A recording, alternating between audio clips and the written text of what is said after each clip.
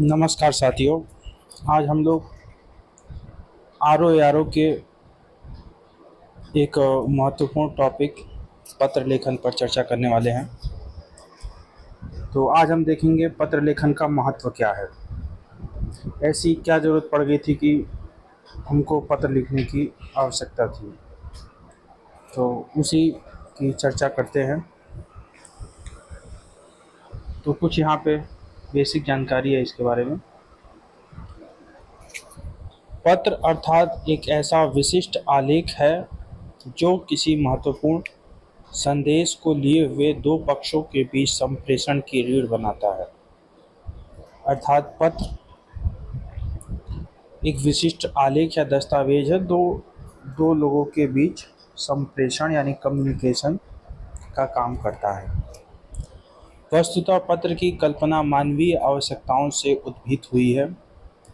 जब मनुष्य ने एक स्थान से दूसरे स्थान तक अपनी बातों या संदेश को प्रेषित करने के लिए उसे किसी कागज पर लिखकर भेजना प्रारंभ किया, तब से पत्र विधा का जन्म हुआ। ये तो हो गया पत्र विधा का जन्म।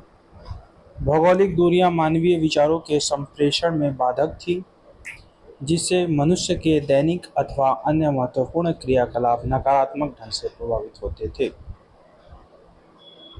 पत्र के विकास ने इन्हीं भौगोलिक दूरियों का सटीक विकल्प मनुष्य को उपलब्ध कराया। चूंकि होता क्या था, मनुष्य अपनी आवाज़ को अगर बहुत तेज बोलेगा तो कितनी दूर तक बोल पाएगा? 100 मीटर ज़्यादा से ज़्यादा। अगर मनुष्य को पहले के ज़माने में, आज के समय में तो टेलीफोन वगैरह आ गए हैं, वीडियो रिकॉर्डर है, ऑडियो रिकॉर्डर है, लेकिन कम्युनिकेशन कोई आज का तो काम नहीं है। कम्युनिकेशन तो ये वर्षों पहलों का है। तो अपनी बात को एक जगह से दूसरे जगह पहुंचाने के लिए पत्र पे लिखकर भेजा जाता था। तो जिससे दूरियों, कितनी भी दूरी हो, उससे कोई मतलब नहीं है। आगे है, ऐसे पत्रों का मुख्य उद्देश्य संदेशों को एक स्थान से दूसरे स्थान तक संप्रेषण होता है, जिससे न केवल आवश्यकताओं की पूर्ति की जा सके बल्कि संचार की गतिशीलता भी बनाई जा सके। इसी परिप्रेक्ष्य में पत्र विधा के उद्भव को समझा जा सकता है। आगे है, अब प्रश्न उठता है कि संदेशों को मौखिक भी प्रेषित किया जा सकता था, फिर उसे लिखित पत्र के रूप में लाने की आवश्यकता क्यों महसूस हुई? तो पहली बात यह है कि मौखिक संदेशों के विकारग्रस्त होने की संभावना अधिक होती है। अर्थात कि संदेश भेजने वाले ने, जैसे मान लीजिए दो लोगों के बीच में कम्युनिकेशन हो रहा हो और आपने किसी तीसरे व्यक्ति को बताया अपनी बात कि जाओ दूसरे को बता के आओ, तो वो व्यक्ति आपने किस सेंस में बोला है वो जाके किसी दूसरे को किस सेंस में बताए। तो पत्र का जो उस संदेश की मूल भावना है वो क्षतिग्रस्त होने की ज़्यादा संभावना रहती है, या जिस उद्देश्य के लिए आपने बताया वो उद्देश्य पूरा ना हो सके, या जो संदेश वाहक है उसमें कुछ अपनी तरफ से या अपना दृष्टिकोण मिलाने की भी उसमें संभावना रहती है। तो इसी को कमी को दूर करने के लिए फिर से देखते हैं। तो पहली बात यह है कि मौखिक संदेशों के विकारग्रस्त होने की संभावना आज सर्वाधिक होती थी, क्योंकि भेजने वाले ने किस दृष्टिकोण से क्या संदेश दिया था, संदेशवाहक ने उसे किस रूप में समझाया था, क्या जाकर बताया। इस स्थिति में कई बार संदेशवाहक का मंतव्य भी उसमें शामिल होने की संभावना रहती थी। मंतव्य मतलब उसका अपना मत या अपना विचार क्या है, अथवा संदेशों का प्रेषण हूबहू नहीं हो पाता था, अथवा किसी अन्य रूप में वह लक्ष्य तक पहुंचता था। चूंकि शब्द मात्र के बदलाव से अर्थ का अनर्थ होना संभव था, इसलिए इसका खतरा सदैव विद्यमान होता था कि पूरा संदेश ही कहीं उलट पुलट न जाए। दूसरे, मौखिक संदेशों की आयु दीर्घ नहीं होती थी तथा काल प्रवाह के साथ उसका स्थानांतरण अथवा विनाश संभव था। तीसरे, मौखिक संदेश लक्ष्य तक पहुंचते ही यह सुनिश्चित करना सर्वदा असंभव था, अर्थात कि आपने जो बात बोली मौखिक संदेश वह अपने लक्ष्य तक पहुंच ही जाए, यह हमेशा संभव नहीं था। चौथा, विकार। किसी विवाद अथवा असहमति की दशा में उसे प्रमाण के तौर पर प्रस्तुत किया जाना कतई संभव नहीं था। पांचवा, कई बार इन संदेशों के रूप में बड़े महत्वपूर्ण विषय अंतर्निहित होते थे जिन्हें भावी मार्गदर्शन अथवा अतीत के अवलोकनार्थ संरक्षित रखा जाना अपरिहार्य होता था। मौखिक संदेशों में यह सुविधा संभव नहीं थी, अर्थात जैसे पत्र हम लोग सुरक्षित रख सकते थे, ऐसी मौखिक संदेश तो सुरक्षित नहीं रखा जा सकता था।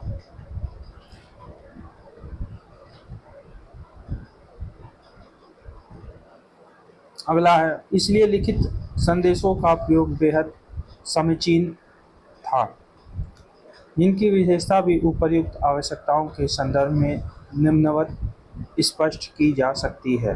नंबर 1, लिखित संदेश दीर्घजीवी एवं कालजयी होते हैं, यानी लिखित संदेश बहुत ज़्यादा दिन तक चलते हैं। इन्हें हूबहू एक स्थान से दूसरे स्थान पर प्रेषित किया जाना संभव था। इनकी भावना में किसी भी प्रकार का विकार अथवा परिवर्तन असंभव है। संदेशों का प्रेषण इसके उत्तरदायित्व से सदैव बंधा होता है तथा प्राप्तकर्ता भी अपने दायित्व से मुकर नहीं सकता। ये संदेश अभिलेख के रूप में हैं, जिससे उनका संरक्षण अथवा किसी विवाद के संदर्भ में प्रमाण के तौर पर उनकी प्रस्तुति किया जाना सर्वदा संभव है। भविष्य में किसी आवश्यकता के समय उसका पुनरावलोकन किया जा सकता है, अर्थात इन भविष्य में जब कभी उसकी ज़रूरत पड़े तो उसका दोबारा से हम देख सकते हैं कि क्या लिखा है भाई उसमें। पत्रों का इतिहास वैसे तो बहुत पुराना है, जिनका क्षेत्र जीवन के संपूर्ण विषयों पर विस्तृत है, फिर चाहे वह व्यक्ति की निजी बात हो अथवा उसके व्यवसाय से जुड़ी हुई बातें हों अथवा शासन प्रशासन के किसी क्रियाकलाप से जुड़े विषय ही क्यों न हो। फिल्म जगत के कई चर्चित गीत जैसे संदेश आते हैं, चिट्ठी आई है कबूतर जा जा जा, चिट्ठी न कोई संदेश इत्यादि पत्रों के साथ मानव जीवन के गहरे संबंधों को स्पष्ट करते हैं। शेरशाह के प्रशासन से लेकर लॉर्ड डलहौजी की डाक व्यवस्था तक पत्रों के प्रशासनिक महत्व को देखा जा सकता है। उल्लेखनीय है कि शासन प्रशासन एक जटिल ढांचा है, जिसमें अनेक गंतव्य बिंदुओं के मध्य सुचारू संप्रेषण उसकी गतिशीलता की रीढ़ है। अनेक अधिकारियों कर्मचारियों के मध्य संदेशों का सटीक संप्रेषण प्रशासनिक कुशलता तथा कार्य व्यवहार का आधार स्तंभ है। अधिकारियों की जिम्मेदारी तथा जवाबदेही तय करने की दृष्टि से ही ऐसे अभिलेखों के महत्व को सर्वदा स्वीकार किया जाता है। कतिपय विवादों अथवा न्यायिक निर्णयों के संदर्भ में भी इसके सप्रमाण महत्व से इनकार नहीं किया जा सकता है। इस दृष्टि से शासन प्रशासन में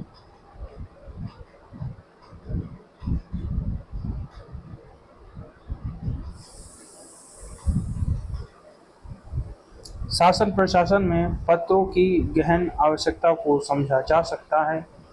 विभिन्न दैनिक क्रियाकलापों को सुचारू रूप से जारी रखने के लिए तथा प्रशासनिक गतिशीलता को बनाए रखकर जन दायित्व को पूरा करने के लिए अनेक प्रकार के पत्रों का प्रचलन शासन प्रशासन के मध्य होता है।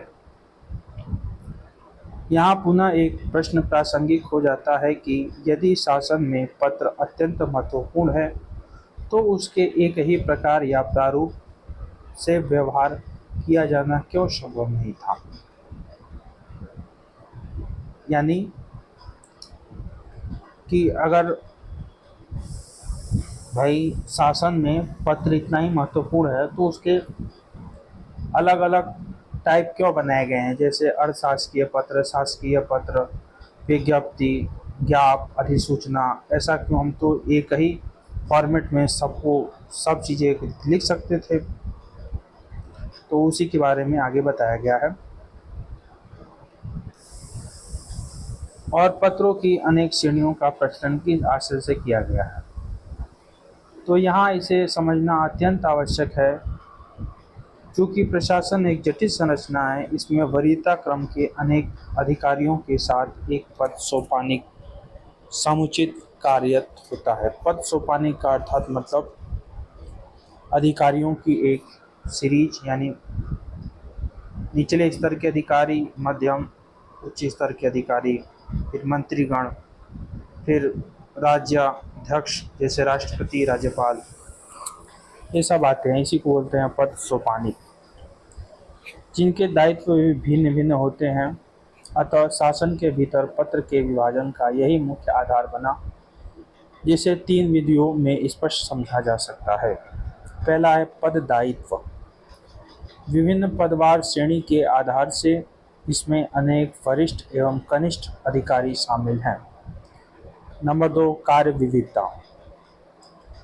पद दायित्व के अंतर्गत मतलब विभिन्न प्रकार के अधिकारी, वरिष्ठ अधिकारी मतलब जो उच्च श्रेणी के अधिकारी होते हैं, कनिष्ठ जो उनसे थोड़े नीचे अधिकारी होते हैं, दोनों लोग शामिल होते हैं। दोनों की मतलब पत्राचार होता है। फिर कार्य विविधता, विभिन्नता पूर्व कार्यों को अलग अलग निहितार्थों से संपादित किए जाने की आवश्यकता होती है। फिर है तीसरा पद सोपानिक क्रम व्यवस्था। विभिन्न कार्यों के मध्य एक आपसी संजाल होता है जो एक निश्चित व्यवस्था क्रम के साथ गतिशील होता है। पत्र का संचालन इसी क्रम व्यवस्था के अनुरूप होता है।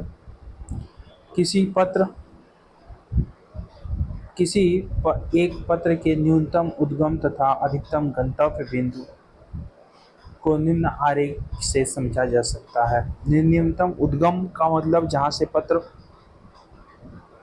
शुरू हुआ है, गंतव्य मतलब जहाँ पहुँचना है पत्र को। तो जैसे राष्ट्रपति और राज्यपाल, इधर मुख्यमंत्री और मंत्री के पद, ये द्विआयामी पत्र होता है। इसी प्रकार सचिव, प्रधानमंत्री, संयुक्त सचिव, विशेष सचिव, उपसचिव, प्रभारी अधिकारी या अनुसचिव, अनुभाग अधिकारी, इसे हम लोग सेक्शनल ऑफिसर बोलते हैं। फिर समीक्षा अधिकारी, ये सब आपस में एक दूसरे से पत्राचार करते हैं। यही है पद सोपानिक व्यवस्था। भारत सरकार तथा राज्य सरकारों के स्तर पर प्रायः इसी प्रकार की पद सोपानिक व्यवस्थाएं मौजूद हैं। इसमें अनेक कनिष्ठ तथा वरिष्ठ अधिकारी शामिल होते हैं, जिनके पद स्तर पर अनेक कार्य नियत होते हैं। प्रत्येक पद की एक सेवा नियमावली होती है, जिससे उस पद से जुड़े सभी अधिकारों तथा दायित्वों का उल्लेख होता है। प्रत्येक अधिकारी अपनी संगत सेवा नियमावली से बंधा होता है तथा उसी के अनुरूप अपने दायित्वों को संपादित करता है। ध्यातव्य है कि कोई अधिकारी या कर्मचारी अपनी सेवा नियमावली से इतर न तो कोई कार्य कर सकता है और न ही उसके लिए बाध्य किया जा सकता है। मतलब किसी अधिकारी या कर्मचारी को जो उसकी सेवा नियमावली के अनुरूप उसको कार्य सौंपा जा सकता है, केवल वही काम करेगा। वो उसकी सेवा नियमावली से अलग कोई कार्य उसको दिया जा सकता है तो वो मना भी कर सकता है, ना ही उसको किए जाने के लिए कोई बाध्य कर सकता है। किसी कार्यालय में पत्र व्यवहार एक अभिलेख के रूप में होता है। जब किसी कार्यालय में कोई संबंधित विषय अधिकारी के समक्ष आता है तब उसे संबंधित निर्णय प्रक्रिया हेतु पत्राचार प्रारंभ किया जाता है। इस पत्राचार का स्पष्ट उद्देश्य प्रकरण से संबंधित सभी अधिकारियों को संज्ञान में लेते हुए नियमानुसार प्रकरण का निस्तारण करना होता है। पत्र की प्रतिलिपि गंतव्य बिंदु पर भेजने के साथ ही उसे प्रेषक कार्यालय द्वारा भी प्रकरण की फाइल में संरक्षित कर लिया जाता है। पत्र की प्रतिलिपि गंतव्य बिंदु पर भेजने के साथ ही उसे प्रेषक कार्यालय द्वारा भी प्रकरण की फाइल में संरक्षित कर लिया जाता है। अर्थात किसी कार्यालय में पत्र भेजने के साथ साथ दो काम होता है। एक तो पत्र की जो प्रतिलिपि है यानी कॉपी, उसको उसके साथ अटैच करके भेजा जाता है, और दूसरा है उसकी जो पत्र है, मूल पत्र या उसकी कॉपी को उसी कार्यालय में, अपने कार्यालय में एक फाइल के रूप में एक फाइल बना करके उसको संरक्षित कर लिया जाता है प्रेषक कार्यालय, यानी जहाँ से भेजा गया है। और वह फाइल का एक महत्वपूर्ण भाग बन जाता है। आवश्यकता अनुसार इसे प्राप्त कर संबंधित प्रकरण का अवलोकन तथा उसकी समीक्षा की जाती है। और जब इसकी आवश्यकता होती है उस फाइल को रिव्यू करने की, अवलोकन मतलब होता है रिव्यू तथा उसकी समीक्षा की जाती है। अब किसी विभाग या मंत्रालय में अधिकारियों की उक्त व्यवस्था क्रम पाई जाती है। पत्र का उद्गम तथा संचालन इसी पदानुक्रम में होता है। उदाहरण के लिए राज्य एवं केंद्र सरकार के अधीन उसके मंत्रालय, विभागों तथा अनुभागों की संरचना निम्नवत देखी जा सकती है। तो यहाँ से देखेंगे हम लोग, जैसे अनुभाग, पहले अनुभाग, फिर विभाग, फिर मंत्रालय, फिर सरकार। तो ये अनुभाग और विभाग ये प्रशासनिक स्तर पे आ जाते हैं, अर्थात ये हमारा प्रशासन के अंतर्गत काम करता है। अनुभाग और विभाग, सरकार और मंत्रालय ये हमारा शासन हो जाता है। सरकार और मंत्रालय का मेन कार्य जो मुख्य कार्य होता है वो किसी मुद्दे में निर्णय का काम होता है, और उस सरकार और मंत्रालय ने यानी शासन ने जो निर्णय लिया है उसी का क्रियान्वयन का काम ही हमारा प्रशासनिक विभाग करते हैं, विभाग और अनुभाग। तो इनमें छोटे से लेके बड़े अधिकारी देखते हैं। अनुभाग का सबसे छोटा अधिकारी समीक्षा अधिकारी, जिसका भी एग्जाम होने वाला है। उसके ऊपर होते हैं अनुभाग अधिकारी या जिसे हम लोग सेक्शन ऑफिसर बोलते हैं। फिर उसके ऊपर आ जाते हैं सचिव रैंक के अधिकारी, अनुसचिव या प्रभारी अधिकारी, फिर उप सचिव, विशेष सचिव, संयुक्त सचिव, फिर सचिव, फिर ये मंत्री आ जाते हैं। उसके ऊपर राष्ट्रपति, राज्यपाल। ऐसा नहीं कि सबसे छोटा अधिकारी आरओ होता है, आरओ से भी नीचे बहुत सारे अधिकारी होते हैं। अधिकारी नहीं होते, फिर कर्मचारी आ जाते हैं। जैसे इसके नीचे सहायक समीक्षा अधिकारी, जिसे हम लोग एआरओ बोलते हैं। टंकण कर्ता यानी वो जो लिपिक होते हैं, अकाउंटेंट, टंकण कार्यकर्ता तथा चतुर्थ श्रेणी के कर्मचारी जो संबंधित कार्यों में सहयोग प्रदान करते हैं। अब नेक्स्ट पार्ट, अब है पत्र के मुख्य भाग, और यहाँ देखे जाते हैं हम लोग। ये पत्र की बेसिक जानकारी है। अगले वीडियो में हम लोग शासकीय पत्र और अर्धशासकीय पत्र की चर्चा करेंगे। पत्र के मुख्य भाग, पत्र का व्यवहार सामाजिक, व्यावसायिक तथा प्रशासनिक स्तर पर गहनता से किया जाता है। पत्र का व्यवहार सामाजिक, व्यावसायिक तथा प्रशासनिक स्तर पर गहनता से किया जाता है। किसी पत्र में अनेक प्रकार की सूचनाएं निहित होती हैं। सामाजिक तथा व्यावसायिक पत्र अधिकतर अनौपचारिक भाषा शैली में लिखे जाते हैं। यहाँ अनौपचारिक भाषा शैली का मतलब होता है कि उस लैंग्वेज का या उस पत्र का कोई निश्चित प्रारूप नहीं होता है। पत्र के प्रेषक तथा प्रेषिती आपस में एक दूसरे से भली भांति परिचित होते हैं। जैसे अपने माँ बाप को कोई पत्र लिखना, लड़के द्वारा अपने माँ बाप को, दो मित्रों के बीच में कोई पत्र हो गया, या रिश्तेदारों में कोई पत्र हो गया। यानी अनौपचारिक पत्र में प्रेषक यानी जिसने पत्र भेजा, प्रेषिती जिसने पत्र प्राप्त किया है, एक दूसरे को बहुत अच्छी तरीके से जानते हैं तथा उनका कार्य व्यवहार भी अपेक्षाकृत कम जटिल होता है। जाहिर सी बात है, रोजमर्रा की बातें लिखनी है, पैसा मंगाना है, तो उसके लिए अनौपचारिक पत्र लिखते हैं। तो अब ऐसा थोड़ी ना कि हम लोग भाषा इतनी जटिल लिख दोगे कि पिताजी समझ ही ना पाए क्या बोल रहा है उसमें। तो भाषा एकदम जटिल नहीं, बिल्कुल सरल होती है। तो वही सब हो गया अनौपचारिक पत्र। परंतु प्रशासनिक स्तर पर स्थिति भिन्न होती है। एक पत्र में उसके स्थान, दिनांक, प्रेषक, प्रेषिती, विषय वस्तु इत्यादि का उल्लेख इस दृष्टिकोण से किया जाता है जिससे वह सुस्पष्ट ढंग से संदेशों या सूचनाओं को प्रकट कर सके। प्रशासनिक स्तर पर अत्यधिक कार्य तथा जटिलता के होने के कारण प्रत्येक पत्र की उक्त सूचनाओं का यथास्थान अंकित कर उसका एक प्रारूप नियत कर लिया जाता है। अर्थात जो औपचारिक पत्र होते हैं वो प्रशासनिक स्तर पर लिखे जाते हैं, तो उसमें हर एक चीज का एक फिक्स्ड स्थान होता है जिससे कि पत्र में बहुत ज़्यादा घौच पौच ना हो, संदेश क्या लिखा है वो क्लियर दिखे। यानी जहाँ पे स्थान लिखना है वहीं पे स्थान लिखा जाएगा, दिनांक के लिए एक अलग से जगह होगी, प्रेषक, प्रेषिती और विषय इन सबों का फिक्स्ड जगह रहती है, जिससे कि पढ़ने वाला व्यक्ति, चूंकि आप तो जाने आपको जानता नहीं है, तो क्या लिखा गया है आपके द्वारा वो क्लियर दिखे। प्रशासनिक स्तर पर अत्यधिक कार्य तथा जटिलता होने के कारण प्रत्येक पत्र की उक्त सूचनाओं को यथास्थान अंकित कर उनका एक प्रारूप नियत कर लिया जाता है। सामान्य तौर पर शासकीय दृष्टिकोण से एक पत्र में अंकित संपूर्ण विषय को निम्न भागों में समझा जा सकता है। नंबर 1 है पत्र संख्या। तो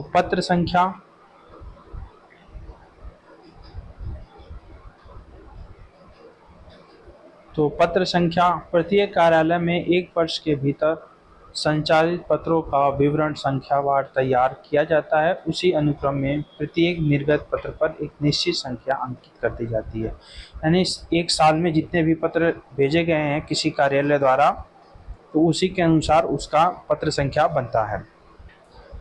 ये पत्र संख्या लिखी जाती है, जिस कार्यालय से पत्र निर्गत होता है उसी कार्यालय द्वारा पत्र संख्या भी लिखी जाएगी। उसका प्रारूप निम्न होगा, जैसे 10/2 कै, फिर ये जो स्लैश है ये 6/2018-19, यानी ये 10 जो है हमारा वो मूल पत्र संख्या को बताएगा, 2 कै ये उप पत्र संख्या, 2018-19 जिस वर्ष का पत्र है उसका। प्रेषक जिस कार्यालय या व्यक्ति द्वारा या जिस स्थान से पत्र निर्गत होता है उसे ही प्रेषक कहते हैं। इसको देख लीजिए आप लोग। शासकीय पत्र में और अशासकीय पत्र में यहाँ थोड़ी सी अंतर दिखेगी जो है। तो शासकीय पत्र में क्या होता है, वो पद नाम भी लिखा जाता है, जैसे सचिव, माध्यमिक शिक्षा परिषद, उत्तर प्रदेश प्रयागराज। अर्ध सचिव में केवल नाम और क्या पद है वो। तो इसी प्रकार ये सब है। फिर प्रेषिती, जिसको पत्र भेजा जाता है उसको प्रेषिती कहते हैं। ये भी सेम उसी तरीके से है, इसमें कुछ खास नहीं है। जब हम लोग आगे पढ़ेंगे तो इसको और डिटेल से देख लेंगे। नेक्स्ट है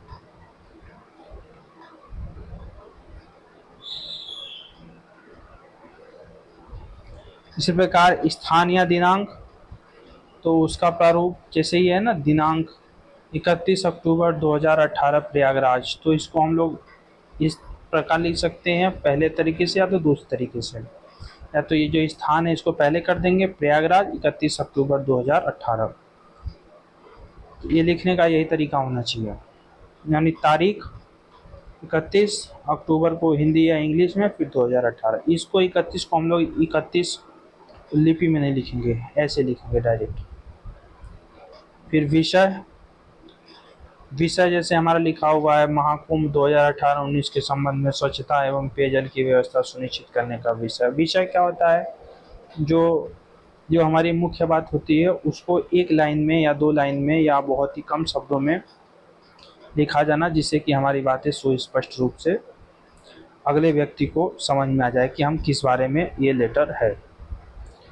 अगला विषय है आयुष्मान भारत जन आरोग्य योजना के क्रियान्वयन के संदर्भ में अनुस्मारक पत्र। ऐसे ही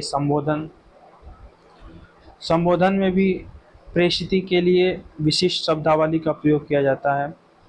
जो अनौपचारिक शैली वाले पत्रों में महोदय के रूप में लिखा जाएगा। वहीं औपचारिक जो औपचारिक शैली होती है उसमें महोदय, उसमें श्री श्रीमान नहीं लगाएंगे, श्री श्रीमान प्रिय ये सब नहीं लगाते हैं। औपचारिक में केवल महोदय लिखेंगे। वहीं अनौपचारिक अपने पिताजी को लिख रहे हैं तो पूज्य पिताजी, मित्र को लिख रहे हैं तो प्रिय मित्र, बाकी किसी को लिख रहे हैं तो प्रिय श्री महोदय ये लगा सकते हैं।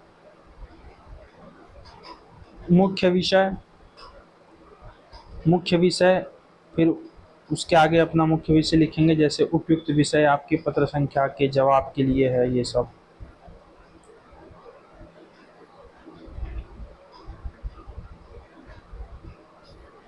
ऐसे ही समापन के बारे में चर्चा कर देंगे, तो इसको एक बार पढ़ लीजिएगा आराम से पॉज करके वीडियो।